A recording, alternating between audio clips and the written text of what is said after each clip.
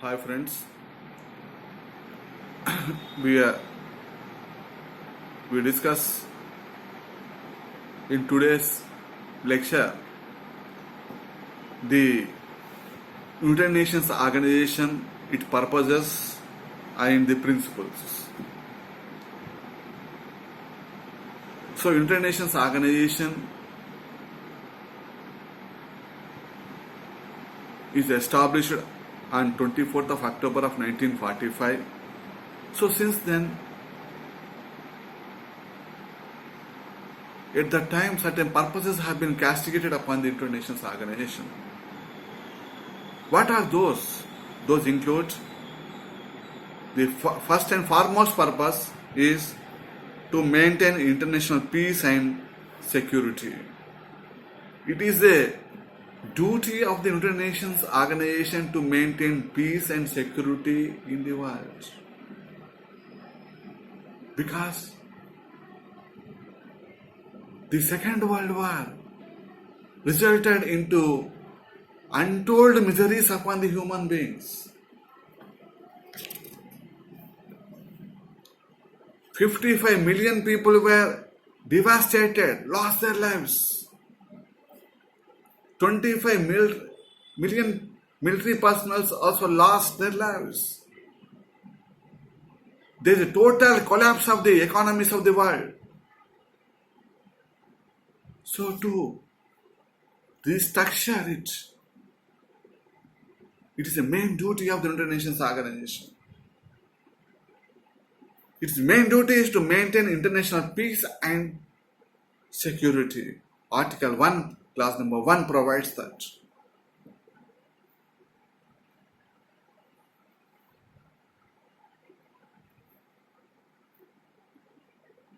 And the second purpose, to develop friendly relations among the nations. So it is another duty to promote the friendliness among the different nations.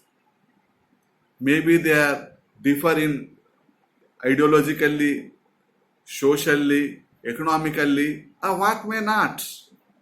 But it has to bring harmonious friendship in between the different societies and different countries.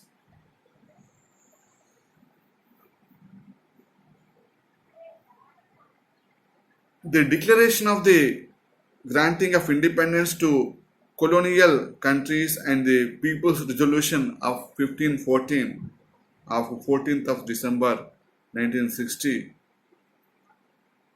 says some states have been demanding for self-determination, independence.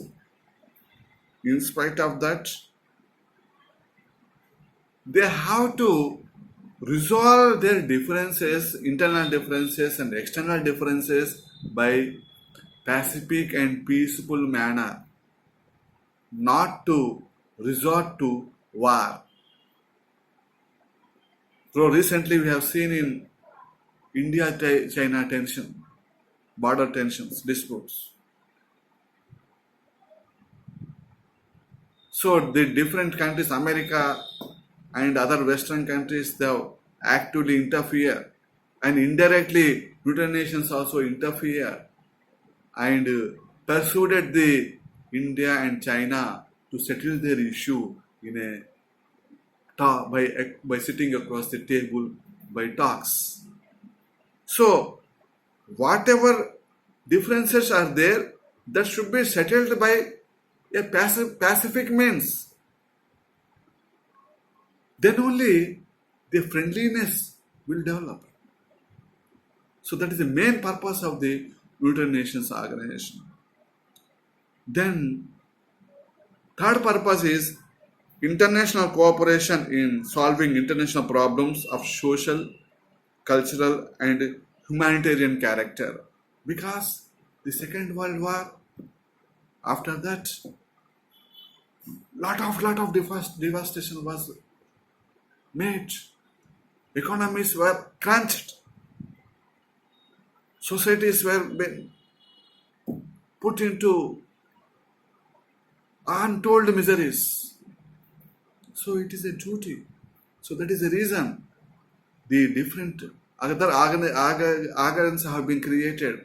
Social and Economic Commission for development of children. We have UNICEF is there. For development of women, we have environment. We have the UN Environment Mission is there.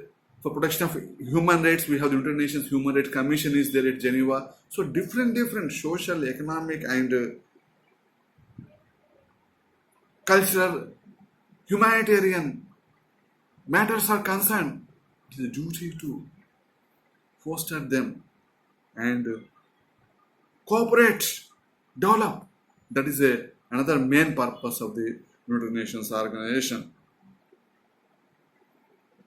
The other purpose is that to make United Nations a center for the attainment of the all these goals. So it should be a center point, focal point. There it should be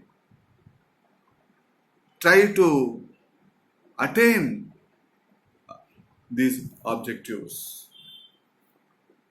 Then now we come to principles of the United Nations organization.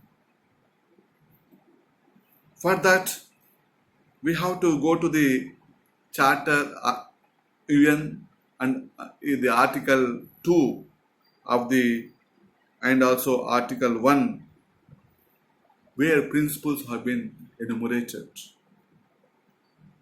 The first principle is that the principle of sovereign equality of all the members.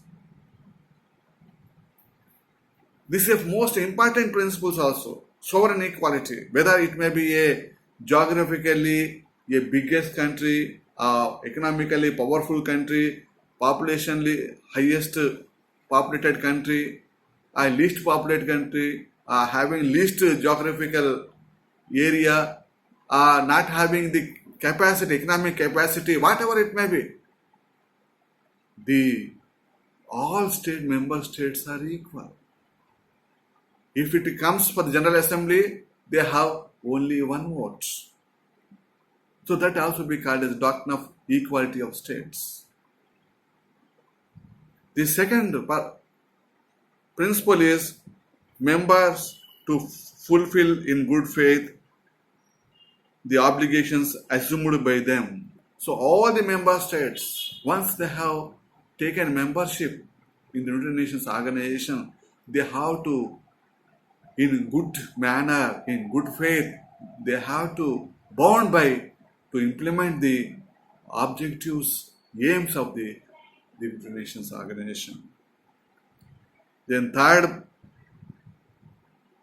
principle is pacific settlement of international disputes. So all the international disputes, whether border disputes, whether geographical disputes, economic disputes, or social disputes, whatever maybe disputes are there, that should be settled by in pacific manner, sitting across the table by bilateral way, in multilateral way.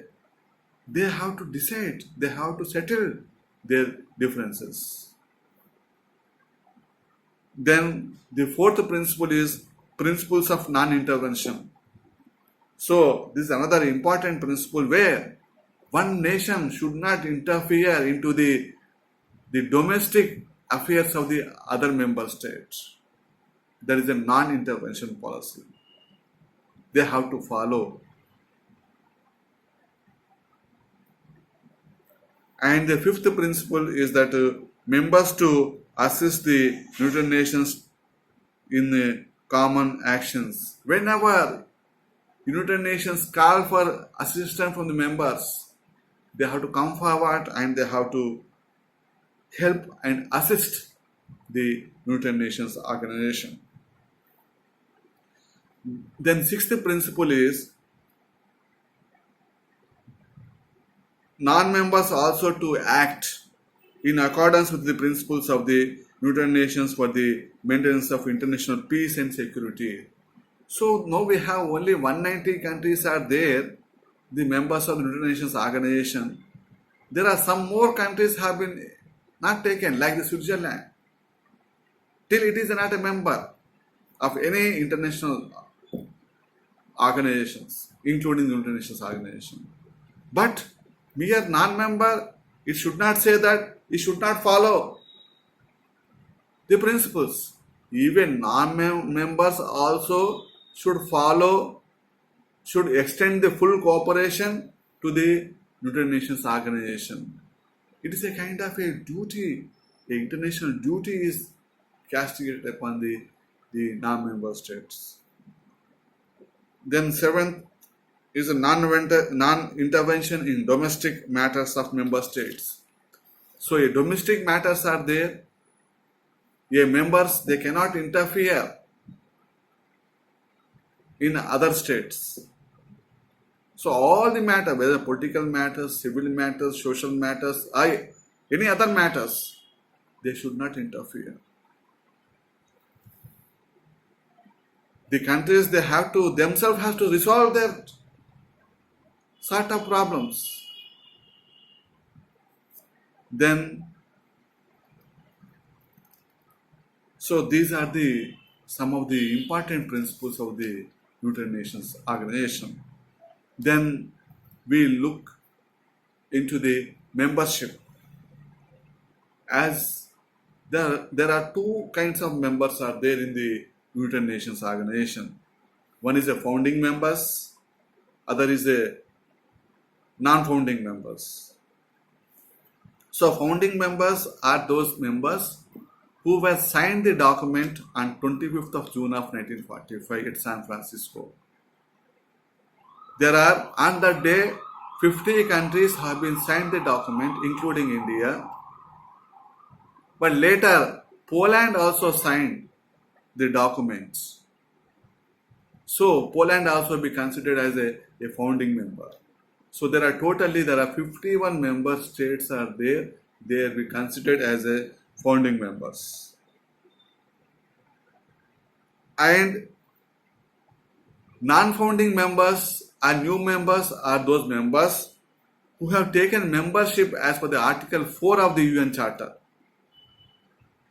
So for that, a member that wanted to take a membership in United Nations organization, it should have to be recommended by the Security Council. And it goes to the General Assembly, where General Assembly has to accept such a new state as a member by 2/3 majority. Then the membership is given.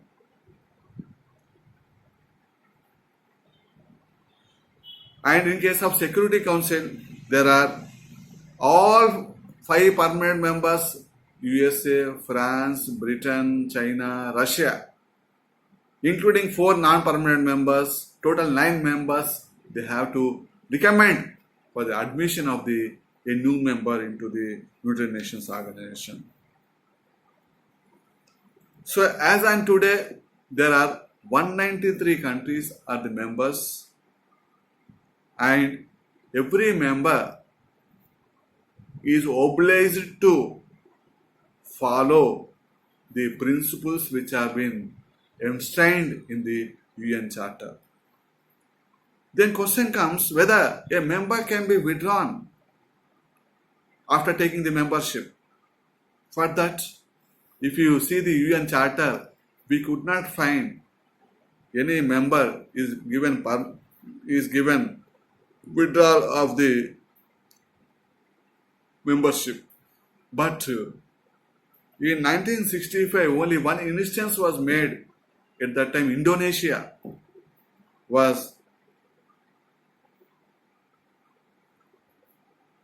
went away from the United Nations organization, but later it is again joined. So then, if you see the Article 6 of the UN Charter, it provides expulsion of a member of the United Nations. So, if a state violates or a state do not follow the principles and aims and objectives of the United Nations Charter, such member can be expelled. For that also, there should be a recommendation from the Security Council and the matter goes to the General Assembly. Then thereafter, a member can be expelled. Then again, suspension of the member. For that, Article 5 is there, which provides that a member can be suspended for time being if it does not honor the commitments it has made to the United Nations organization.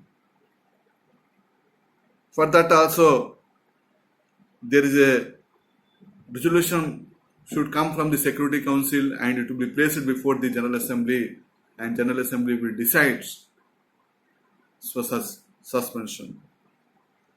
And as you know that this is the main purpose of the United Nations organization, to build a new world order, a new world in all the economic, social and other aspects.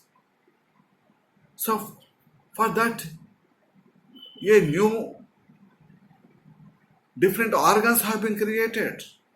Basically, there are 6 important organs are there in the United Nations organization. Number 1 is General Assembly, where all the members are given membership. As on today, there are 193 members are there in the General Assembly. The second most important organ is that Security Council.